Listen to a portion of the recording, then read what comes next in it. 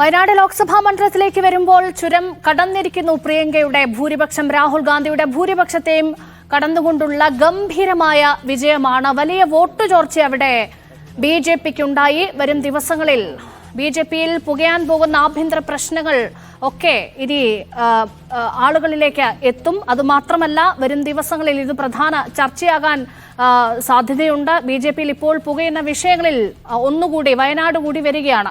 അതിനു മുൻപ് വയനാട്ടിലെ വിശദമായ കണക്കുകളിലേക്ക് നമുക്കൊന്ന് പോകേണ്ടതുണ്ട്. മഹേഷ് ഉണ്ട്. മഹേഷ്, പറയൂ.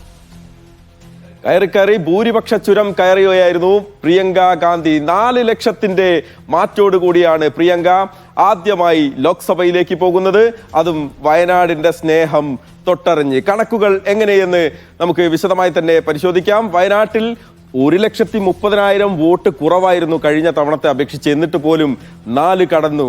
നോക്കൂ, പ്രിയങ്ക ഗാന്ധി 6,22,338 വോട്ടുകൾ പ്രിയങ്ക ഗാന്ധി നേടിയപ്പോൾ തൊട്ടടുത്ത LDF സ്ഥാനാർത്ഥി രണ്ടാം സ്ഥാനത്തെത്തിയ സത്യൻ മൊഗേരി 2,11,407 ഒതുങ്ങി. നവ്യ ഹരിദാസ് BJP സ്ഥാനാർത്ഥി 1,09,338 വോട്ട്. 6,22,338 വോട്ട് പ്രിയങ്ക ഗാന്ധിക്ക് വയനാട് ജനത നൽകിയിരിക്കുന്നു എന്നുള്ളതാണ്. നോക്കൂ, ഭൂരിപക്ഷം 4,10,931.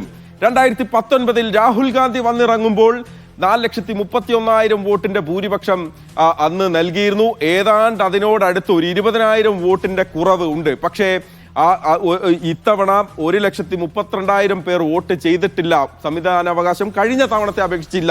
എന്നിട്ട് പോലും അത്രയേറെ ഭൂരിപക്ഷം കിട്ടി. കഴിഞ്ഞ തവണ 2024 നമുക്കറിയാം, കഴിഞ്ഞ പൊതു തെരഞ്ഞെടുപ്പിൽ രാഹുൽ ഗാന്ധിക്ക് കിട്ടിയതിനേക്കാൾ വലിയ ഭൂരിപക്ഷം പ്രിയങ്ക ഗാന്ധിയെ തേടിയെത്തിയിരിക്കുന്നു. നോക്കൂ, 64.98% വോട്ട് പ്രിയങ്ക നേടുന്നു. 22.08% LDF ഒതുങ്ങുന്നു.